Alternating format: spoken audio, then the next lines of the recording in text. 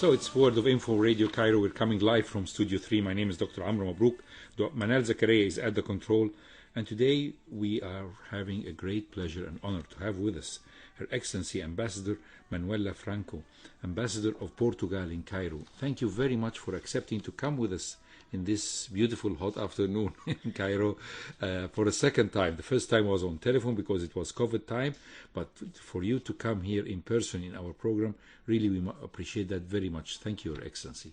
Thank you. My pleasure. Honor to be able to be here and share this hour with you and our listeners. Always a pleasure to be on the radio. It's a great pleasure and honor. Ambassador Manuela Franco is a very seasoned diplomat. She has a degree in law from Lisbon, and she has served her country in different missions and different posts, including New York, Brussels, Israel, and as an ambassador in Prague, and she was the deputy foreign minister and also the director of the Diplomatic Institute, and now she is currently the ambassador of Portugal in Egypt. And Egypt has very strong and old relations with Portugal that goes maybe, if we talk really professionally, so it will say maybe hundreds of years, right? And so it's definitely lovely to have you with us today. And we are coming live from Studio 3, and our direct line number is 257-89407. And we'd like to talk about Portugal. And there is a common heritage and common history between Egypt and Portugal, although the fact that Portugal is away from us, and it forms the furthest most part of Europe, and having to the west and to the south the Atlantic Ocean, and having common borders at the north and the east with Spain, yet it is having also a common history background with Egypt and with the rest of the Arab world, because it was part of the Arab world for some time, from the period of 711 until 1249, which is of course part of the Portugal has been involved in Reconquista later on, or even earlier than 1249. But how much of Portugal of today share or have in its mixed heritage in this period? Well, Portugal is a very, old country in the sense not antique, like we are in the Middle East and in the birth of civilization somehow, of Western civilization. We're not talking about Asia today. But Portugal is a country that is at the end of the way in Europe, so it was somewhat isolated for a long time because you needed to go there on purpose. It's not a place that you cross unless you really want to go there. So in this sense, and in the sense of maintaining its independence from Spain, which is the only border that we have, was also always a very important national objective. And so that these are very determinant factors in the Portuguese identity, so to speak. And the third factor that is very, very important is the fact that we are a country of 90,000 square kilometers, but we have 800 kilometers of coast. And this coast is not to the Mediterranean, which we see as a lake, but to the big, big ocean with big, big waves and the deep unknown, because nothing can be seen in the distance. Exactly. And these factors were very important in the construction or in the building of the Portuguese identity. So in this sense, Portugal was already a very developed country very developed for the time being, of course, for the 8th century when the Muslim conquest came to the Iberian Peninsula. But there had been the Romans and there had been the Visigoths, and Portugal was an important destination for the Romans because they provided gold from the mines and salt and a number of very important cereal. So there was this important previous connection. So I think that a lot of things remain, but Portugal has its biggest historical identity moment in the discoveries. This is what the Portuguese see most. And in this, there's a lot of credit, of course, given to the knowledge received from the Arab culture, namely the navigational instruments, the drawing of maps. But also in this period, it was possible to create in Portugal a very consolidated hub of knowledge, like you had at a certain time in France and a certain time in Germany and a certain time in the US, that because of a number of circumstances, in the case there were wars and there were people expelled from Spain, there was wars with the Cordoba, Granada Emirates, and this provoked a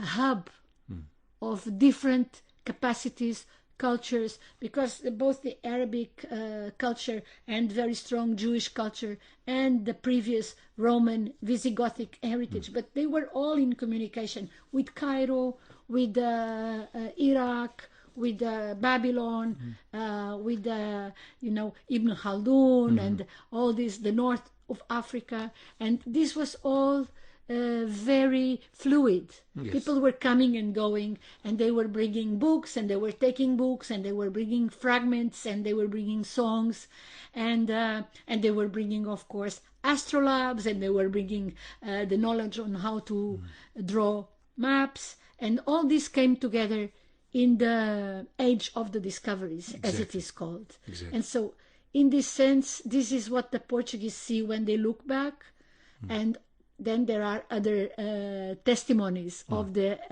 Arab presence, like in Portugal. The number of words in Portuguese that come from Arabic is huge.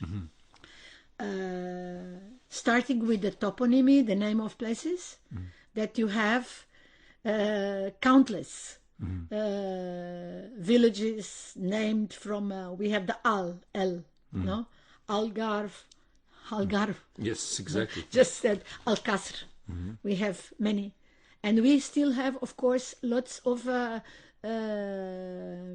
monuments. Not all of them are in good shape. And some citadels as well, right? Citadels, mainly Casr. Yeah. We have in Lisbon, we have in all over the southern and even north of Lisbon, because the whole of Portugal was under Arabic law, culture, civilization, and the final stages of the establishment of the Portuguese kingdom was 1249, but it started, region by region from the north, from the beginning of the 10th century, from the years 900. Yes. And so that in this sense, you will find documents, for instance, from Coimbra, which is founded in the middle of the country, but founded by Arabs. There are documents extant there where there will be like selling fruit trees or a piece of land, and they are written in Arabic, in Hebrew, and in Portuguese, Latin, somewhat mixed, what would become the Portuguese language, with the different authorities certifying the document. And we call this the broth. We call it in Portuguese. Exactly. Yeah, the broth where the Portuguese identity came and flourished. So it's like a sort of a melting pot. Yes. Of historical backgrounds. In the Middle Ages, in the early Middle Ages, up until the...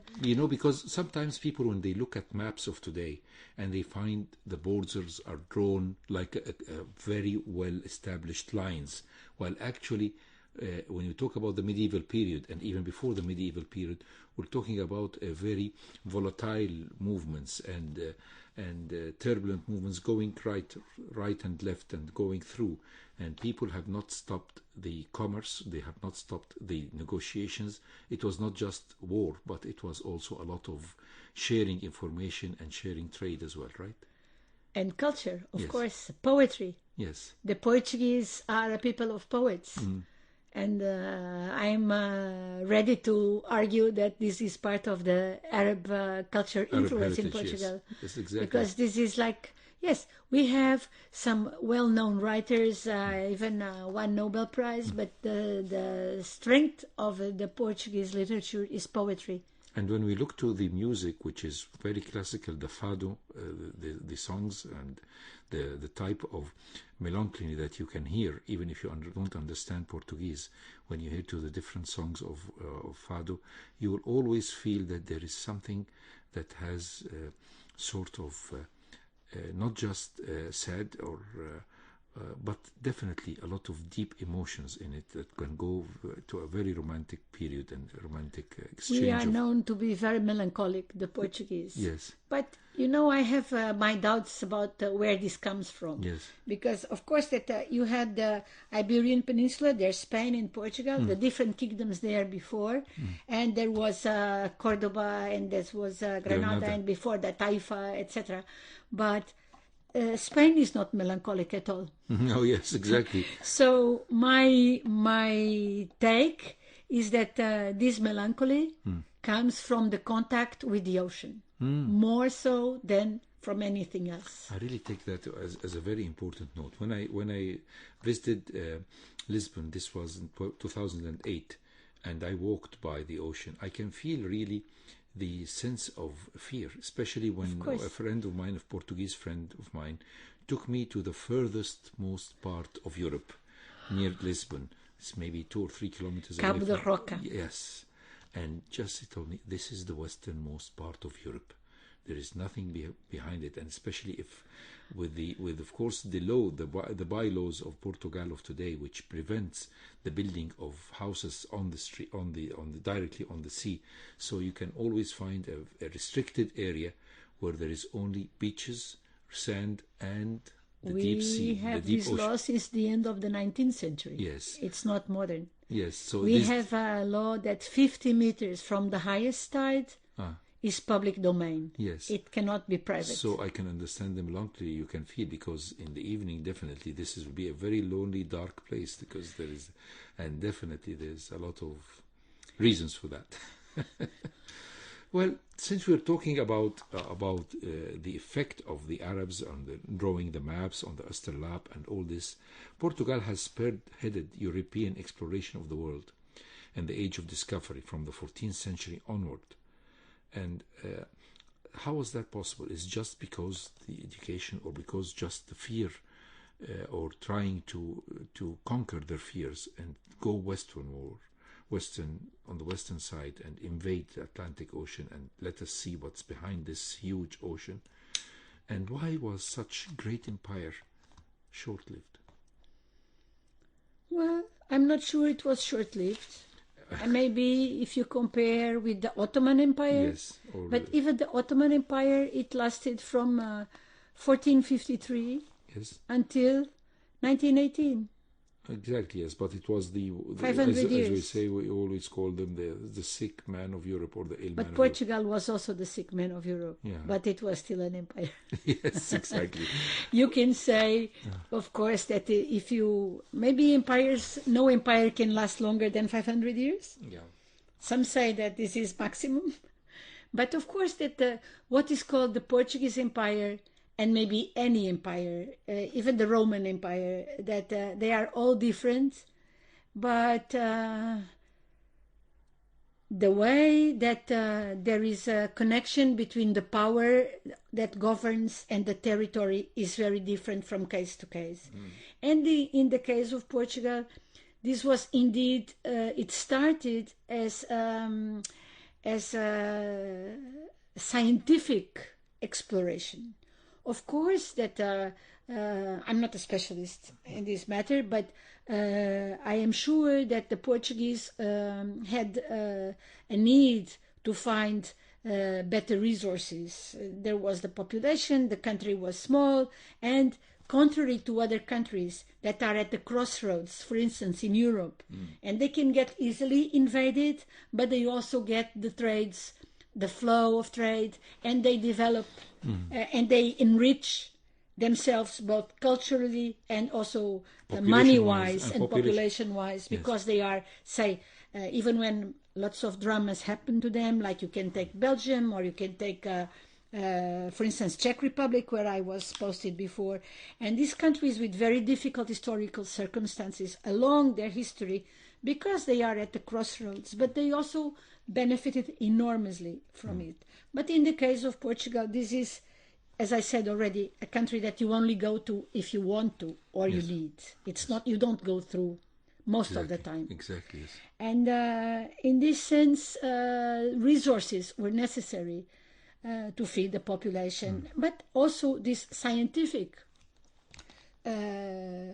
interest, which is also very typical of the Renaissance moment when it happened, which was at the end of the 14th century that it started. So there was also a family with English roots because their mother came from England.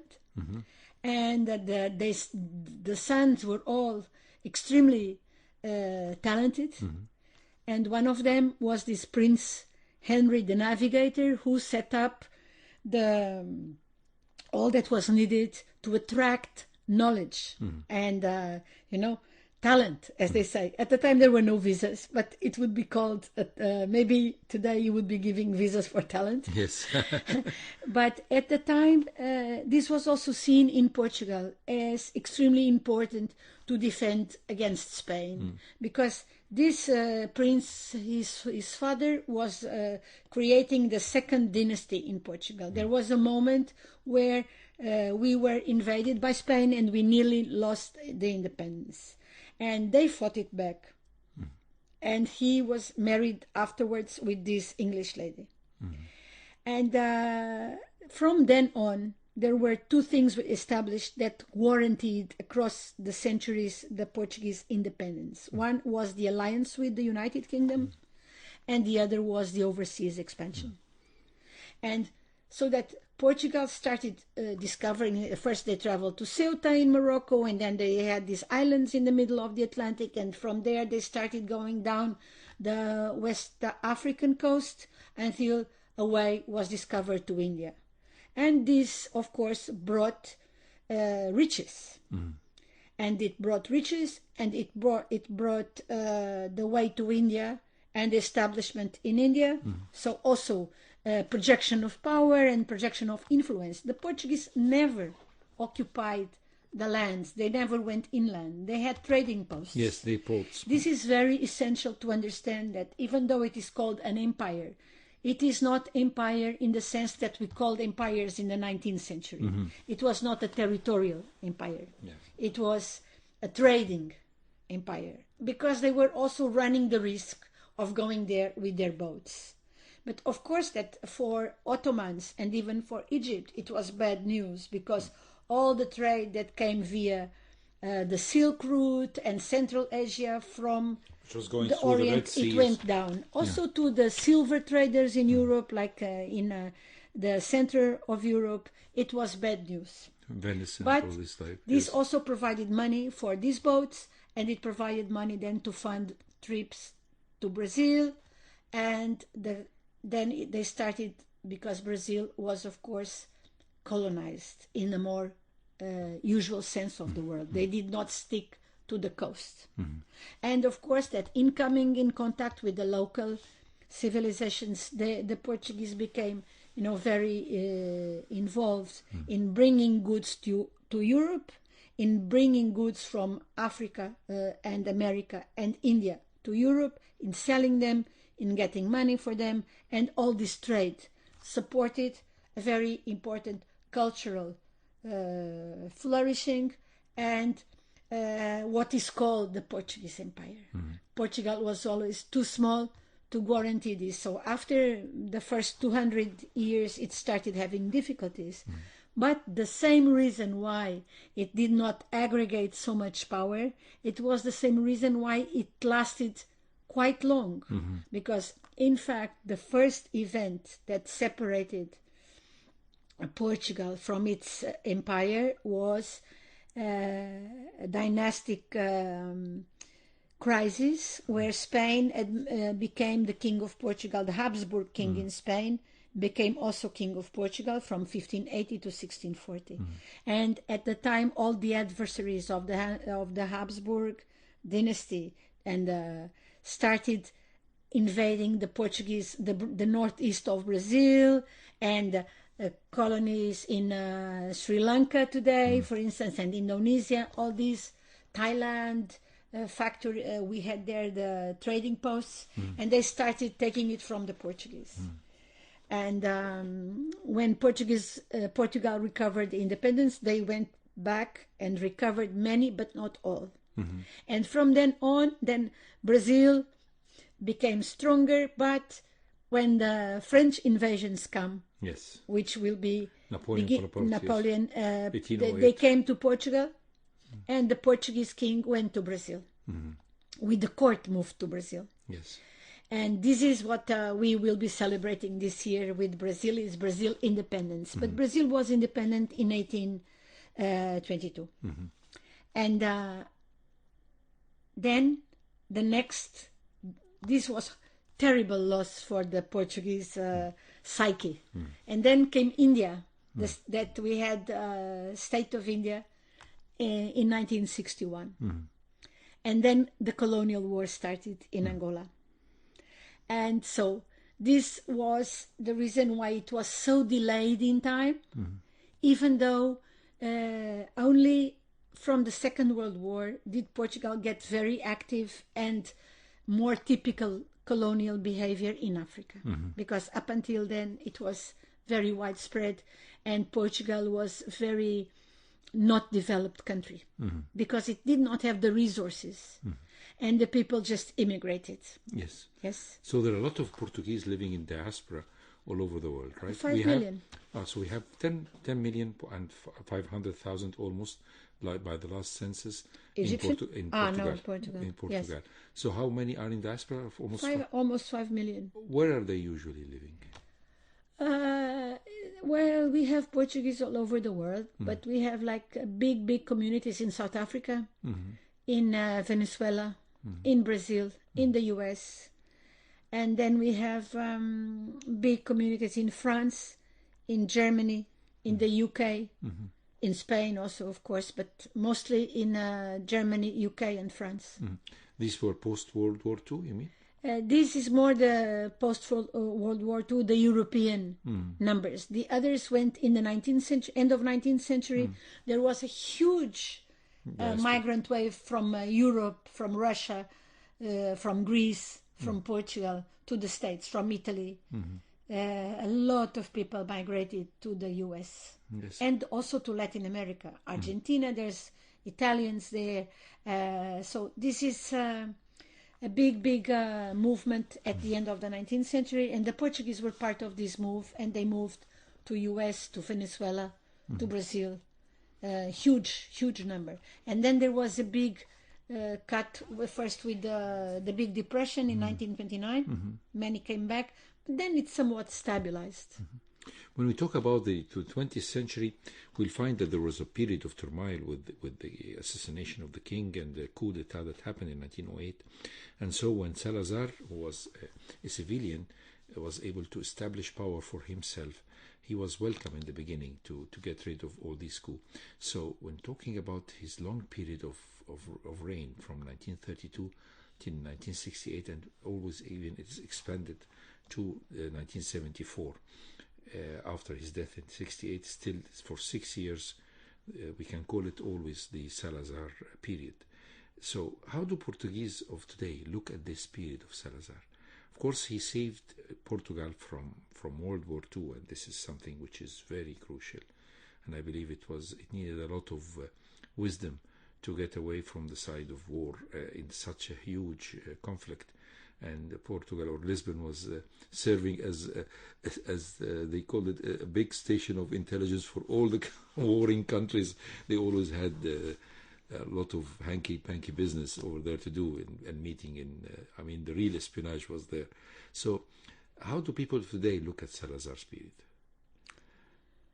I don't know. It's difficult to answer this question. I would say that the most significant thing still there is that he was bound to this colonial war. So he is still very much negatively evaluated in general. Also because we had the revolution in 1974 that was driven by the military to end the war in Africa. And this was the revolution that effectively put the end to the regime created in 1933. And this is still very present in people's minds, that this war in Africa should not have been fought. But Salazar sometimes can also, even though he, if you read about it, it is this negative thing, so it's still very emotional. This is what I mean to say. You cannot say, even though there are many historians and writers that are trying to do the research to sort of see what was objectively there. But the filter is still very emotional because of this colonial war. And also that it had other effects. Not only a lot of young men lost their lives in this war, but when the revolution came, a lot of people that had been living in Africa for, they were there for the families for 200 years or for 100 years or for 70 years, but they returned to Portugal. And these people, of course, still keep very present this memory. They would maybe be more for the previous situation, but it is complicated emotionally because all this is within one generation. This revolution was only 50 years ago. But at the same time, this revolution brought a lot of complications, like, it's usual with revolutions, there are complications. But then the decision was taken to join the European Union.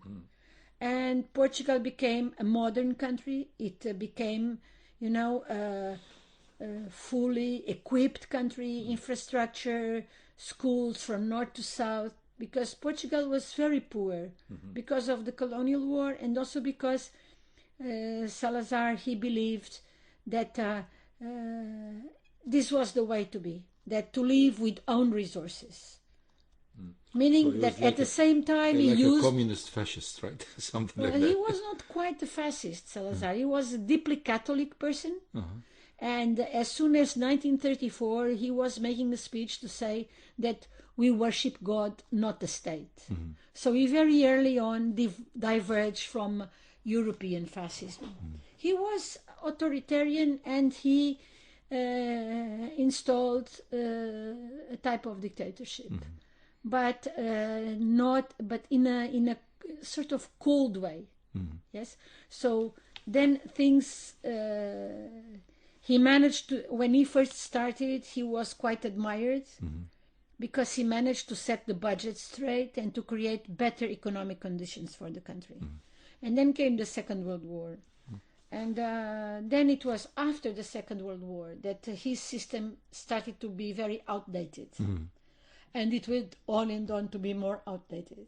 And the sticking to the African colonial possessions and going to war over them and keeping the war from 61 to 74. This was a terrible big burden on the economy, mistake, of course, for the development of the country, because the country, lived off the economy of the colonies, of course, because it was the biggest producer of sisal worldwide. It was one of the biggest producers of coffee. But this was because of the African lands, not because of own progress. Yes. So that this complicated situation, in fact, lasts until 1974. So when we start, the process of joining the European Union in 77, and the development of the Portuguese democratic state was fate hand in hand with the European Union. So that this is how Portugal managed also to develop quite fast in the past 4 or 5 decades compared to the previous 100 years. Say. So when we talk about Portugal of today, we have to take a break and come back to tell our listeners, our Excellency Ambassador Manuela Franco, giving us an idea about her beautiful country, Portugal. Stay tuned with us in World of Info. So, still listening to the World of Info with Her Excellency Ambassador Manuela Franco, talking about Portugal. And we're talking about the Portugal of today, that the progress that happened after the Carnation Revolution and after joining of the EU, and a lot of renovations that were made in the economy, has helped Portugal to find a place, and a stable place as a developed country. And I think one of the pillars, or the most important pillars of development, is education. And tell us about the rules of education. Is the compulsory education is till what age in Portugal, and how far is the country or the government is supporting a university education and the levels of scholarships that are given to the Portuguese students, please? Yes, Portugal did a huge effort in education, huge. Because when we got to the 74 revolution, 30% of the population was illiterate. Really? In 1974. And this was both because of what I was addressing even before the intermission, meaning that there was a deliberate policy on the part of the Salazar regime, which was there is even a maxim for this at the time of the publicity of this government, which they said, poor but honest. This was the maxim. And of course, this was together with the policy that pretended to maintain control of the country, which was the corporatist system, meaning that industrial limitation, that it was given to a number of families or people chosen by the government that were given the main areas of development in the country. So it was very controlled and did not allow for prosperity of the whole population. Of course, that this comes from reasons much before Salazar, this delay in education. In other parts of Europe, you got fully educated population in the Habsburg Empire, for instance, since the mid of the 18th century, especially places where there were wars of religion, and the Protestants came with the Bible and the reading direct of the Bible without the church teaching it. Yes. And this provoked a huge expansion of reading skills. Not in the case of very Catholic countries, and even more a country like Portugal, which had Inquisition, which was a religious tribunal to eradicate anything other than the Catholic state. Muslims and Jews, of course, yes. And Protestants, And up to the Protestants, 90s. It was, yes. They even say, for example, in Spain, the last Inquisition trial happened just before Napoleon came in 1804. So the Inquisition continued for Exactly. the 19th century. The same thing happened in Portugal as well? Yes. And of course, this was a machine of centralization of the power in the state and the church. The church was extremely powerful in Portugal because all these things that we were talking about of the expansion overseas, this was done in the name of the faith. It was, they called, organized with the Pope in Rome, and this was to more or less like evangelize. A missionary. No, it was missionary. Yes. It was missionary and military, but it was in the minds of the people doing it. They were civilizing by converting the populations, and this provoked that the church had excessive hold on the system of education, which was done by priests. Most of these priests were not trained like priests are today, but they were the sons of families that could not bring up their children, so they sent them to clergy. To clergy, exactly. And this had very negative results. And this Inquisition in Portugal, it lasted from the mid of the 16th century until the beginning of the 19th century.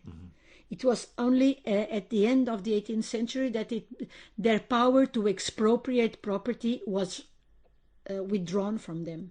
So you would be declared something like mostly Judaizing or something like that, and the first step was to expropriate you from your property. Wow. And secondly, you would be made to confess whatever you were being accused of, and thirdly, you would be judged, and then something bad would happen to you. Okay, so this also had no publication of books, no possibility of debate, because of course then people would take advantage of this to create intrigue if they, were jealous of you for some reason as an intellectual. So people had to go abroad to publish. They would go to Spain, to France. they would go to Italy and to the Netherlands, and this is how the brightest brains were living abroad. So it was a brain bleed. Yes, very early because of this Situation, situation that I explained. So this was one of the reasons why we came even to the 20th century with such low capacity. When we have the revolution in 1974, this was like one of the main concerns, and it has remained the main concern to this day, because of course now that the whole population has been alphabetized for a long time, but you still have the process of spreading the higher education. Now it's no longer basic, everybody is educated, but we now want everybody to be able to go to the university. So now there is obligatory education till high school. Mid-high school. Mid-high school. Yes. And after that, and it is free of charge? Yes. And then at high school they pay or they don't? They don't pay. They pay symbolic, maybe. But I mean, if he's dropped out, then he didn't break the law, right? More or less in high school. Because school dropouts at the middle school, yes, the government will penalize the family. School dropout is mandatory. School is mandatory until the mid-high school. After that, it is not mandatory. So we consider that there is dropout, but it is not mandatory. Okay, they leave before finishing the high school. It's not penalized by law. No. And then there's university. University is not free. It is mostly, now we have public and private universities, but the private universities are quite recent in Portugal. It came with this new system, and maybe in the 80s, 90s, that's when we started to have private universities. Before, we had only the Catholic university was not belonging to the state. But what we have is now we have a tuition system, and the people for the first 3 years, one price, for the masters, another price, higher, and then if you want to do PhD, even higher. But the families that need, they get a grant from the state that will make tuition exemption, and the students will get an allowance to be able to move to the university, because they're not in every village, right? So this is the system that exists, and it is making good progress. Of course, that lots of debates and all these measurements, and nobody is always never 100% satisfied. But we've made huge progress. And of course, now we have very well qualified people and very well qualified universities. And we are going to have one of the best Portuguese universities open. Campus in Cairo in next October. That's University Nova, right? Nova. And I think this is sort of an idea that came during the President Sisi meeting with authorities in Portugal a couple of years ago? Or? Yes, Egypt made it possible for other universities to join in with Egyptian institutions and create this offer. So this is a specific campus. We'll be giving degrees as the same that they give in Portugal. It's not.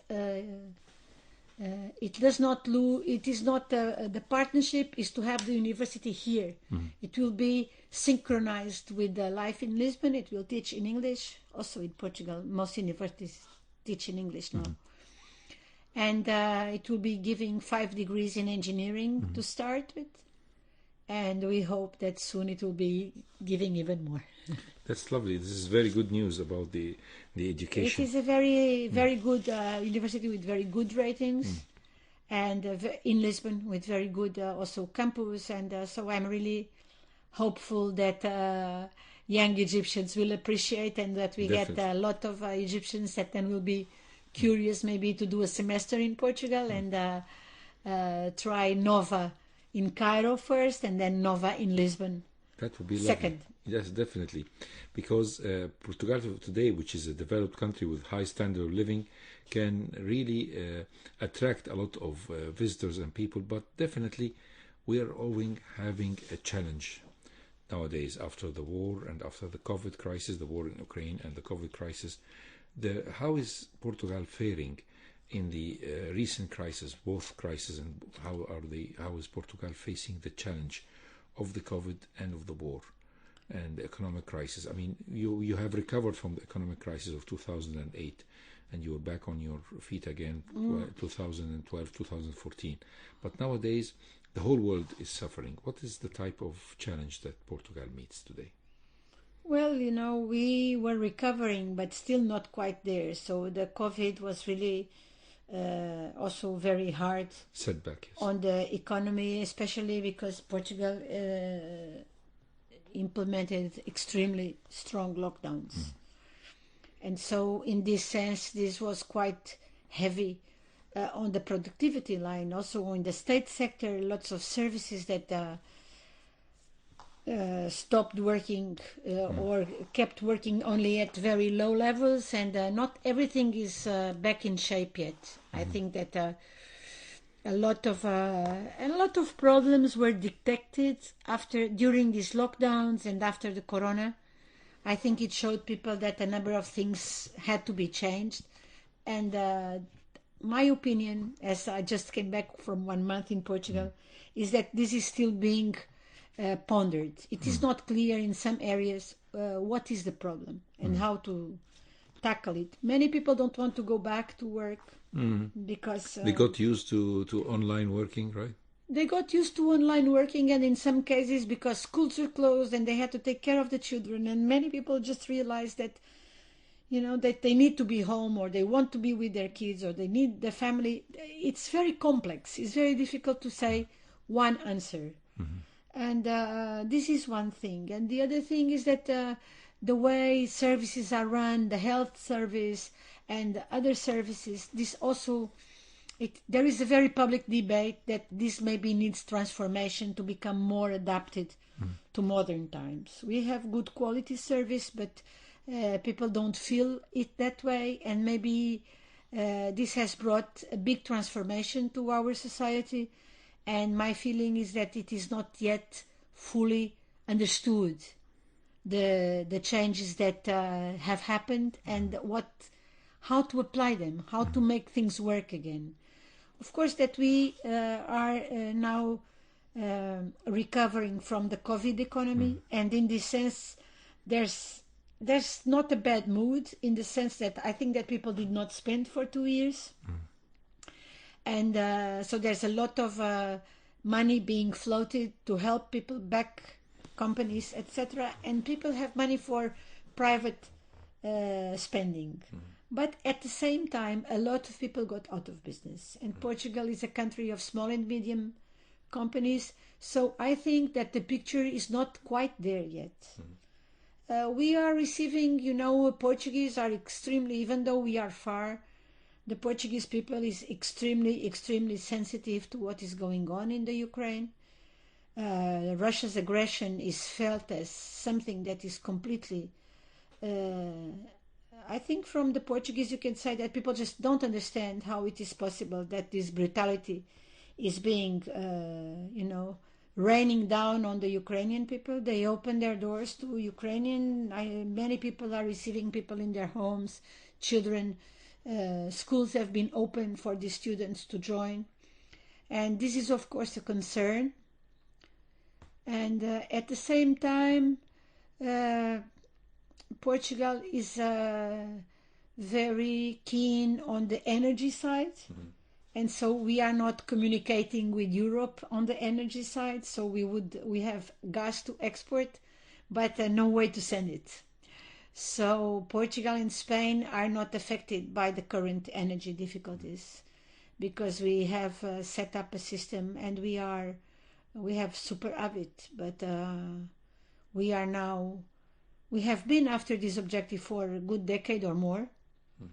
And now we believe that Europe is opening their eyes that they should get our gas. Yes, but there's another point that Portugal has a very efficient renewable energy policy that helped Portugal to function for 107 hours on renewable energy recently. So Portugal, since it is also self-sufficient of gas, So No, we are not self-sufficient. We import, but we have it diversified in a way because we used to import from Algeria. We still do, but less. We import from Nigeria. We import from LNG from the US. We also get oil from Central Asia.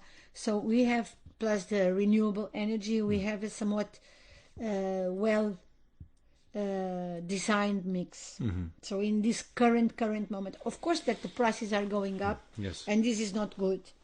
But on the other hand, as yet we don't feel we have a lot of dams and electricity generated out of there, so that our plus, as you said, the renewables, wind energy, solar. So we have a mix that so far we have not confronted public emergency situation, or there is not yet a sense of being upset by that in a practical way. But people are, of course, worried and planning.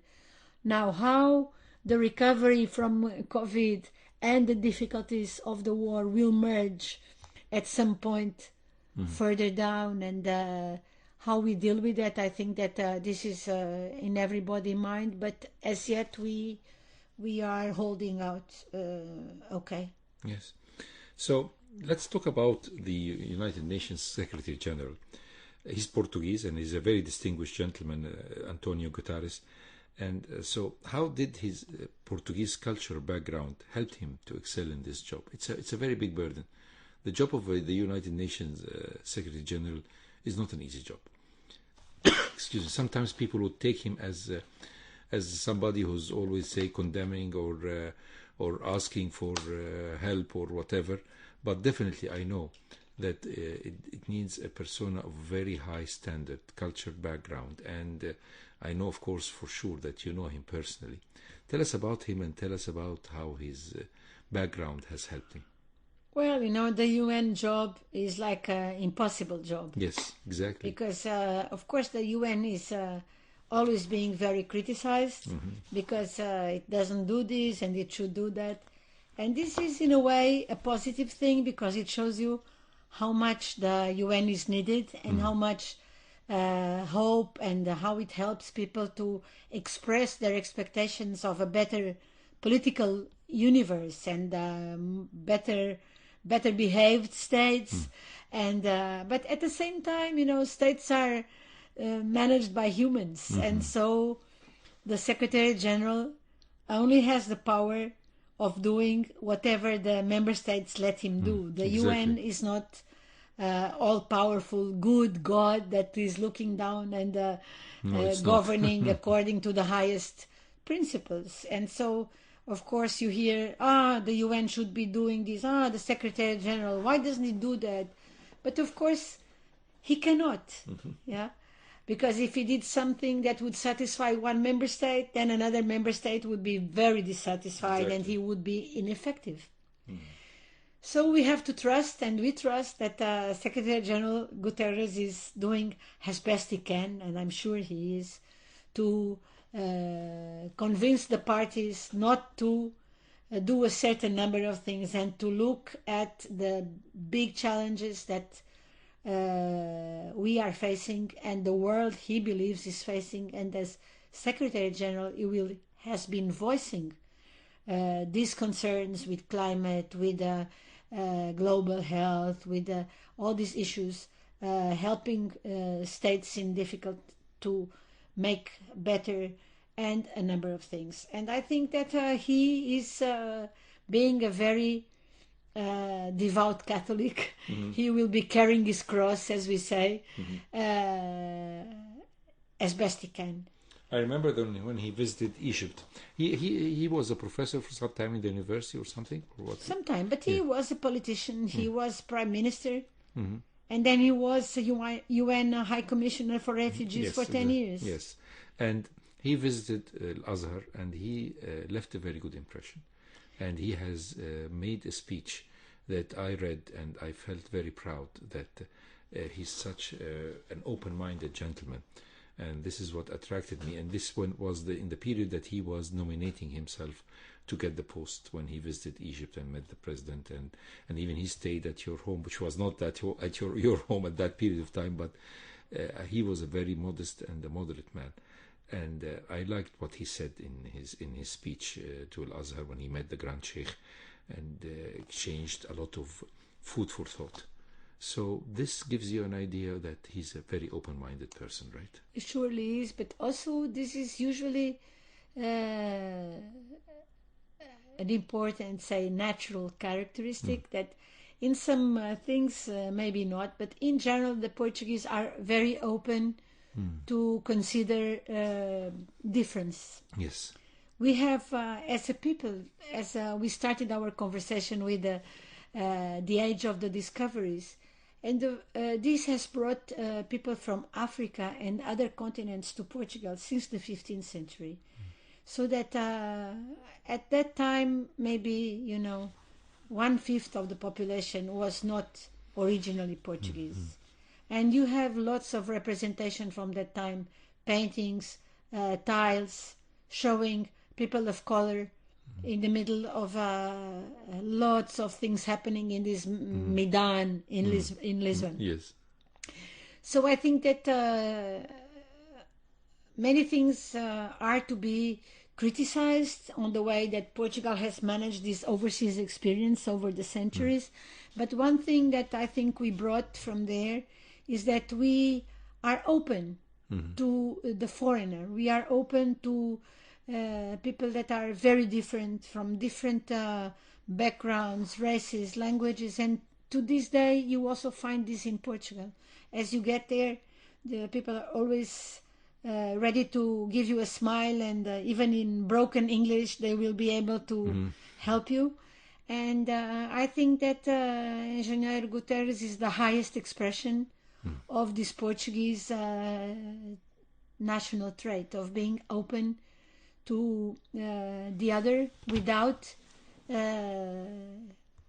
leaving his own convictions and his own beliefs, but being able to engage in dialogue with people that think very different and be able to converse. So it's like a Renaissance man. So this will bring us to something which is very interesting. It's your job here, the Egyptian-Portuguese relations.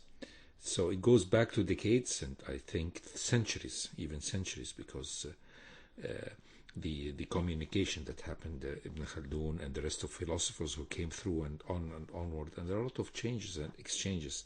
So what are the prospects of cooperation, further cooperation, to build up and to improve this relation? You talked about the Knowledge Hub and the University of Nova, or Nova University. Tell us, what do you have more in your bag? Well, we are for sure very, very interested in reinforcing this education cluster and trying to spread out in other areas. I have a personal hope that we will be able to do something in the sports area, given the fact that we have the honor in this moment to have a Portuguese coach in the Zamalek, it seems, or Zamalek, Yes. Ahli, Yes. and Pharaoh.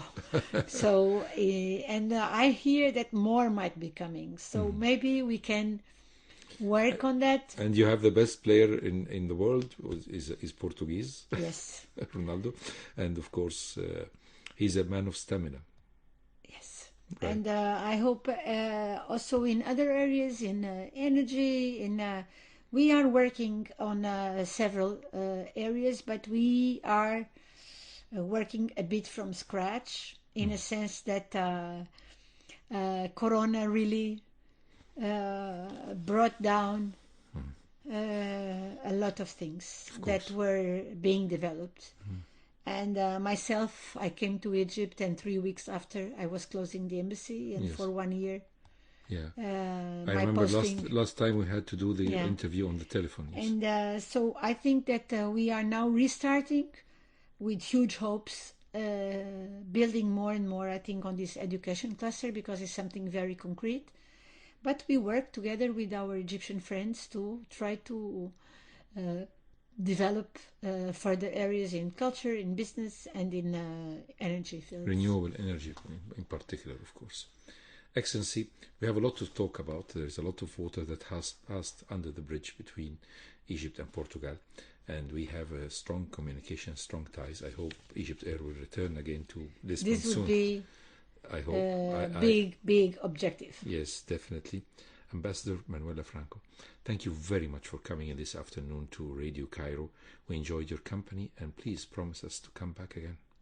Thank you very much. It was a pleasure, and I hope that our listeners are satisfied. Definitely. And if not next time, maybe we can focus more on some doubts. Of course.